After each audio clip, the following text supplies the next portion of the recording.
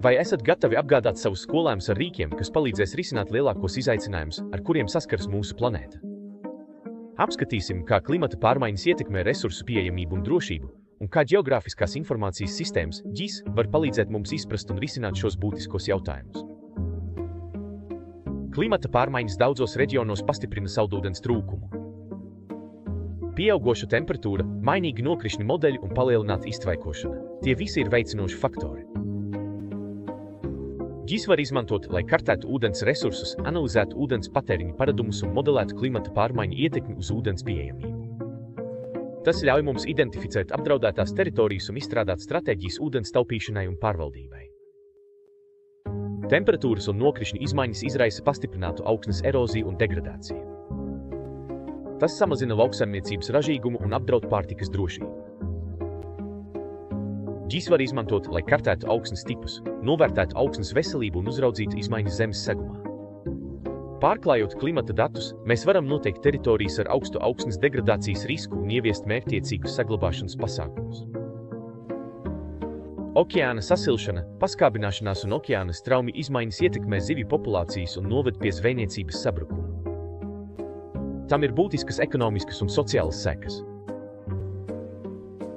GIS var izmantot, lai kartētu zivju dzīvotnes, izsekotu zivju migrācijas ceļus un modelētu klimata pārmaiņu ietekmi uz jūras ekosistēmām.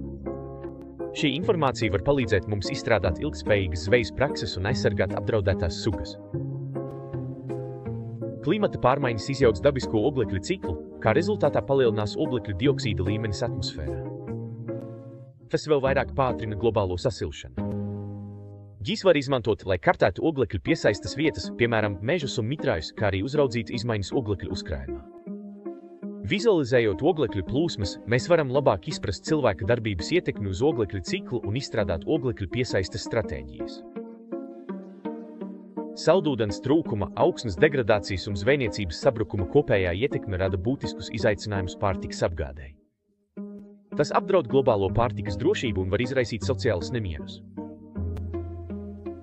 GIS var izmantot, lai integrētu datus par klimata pārmaiņu ietekmi, lauksaimniecības produktivitāti un pārtikas izplatīšanas tīkliem.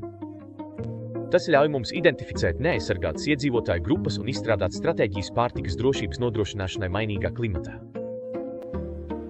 Iekļaujot GIS savā mācību programmā, jūs dodat skolēniem iespēju kļūt par informētiem un iesaistītiem pilsoņiem, kas ir gatavi risināt klimata pārmaiņu izaicinājumus. GIS mācību plāni, kas pieejami GIS tīmekļa vietnē, nodrošina spēcīgu platformu sarežģītu vides problēmu analīzei un inovatīvu risinājumu izstrādei. Vai esat gatavs ieviest GIS savā klasē? Izpētiet šos mācību plānus, integrējiet reālus klimata datus un sazinieties ar citiem pedagogiem, kuri izmanto GIS. Kopā mēs varam nodrošināt nākamo paudzi ar rīkiem, kas nepieciešami ilgtspējīgākas nākotnes veidošanai.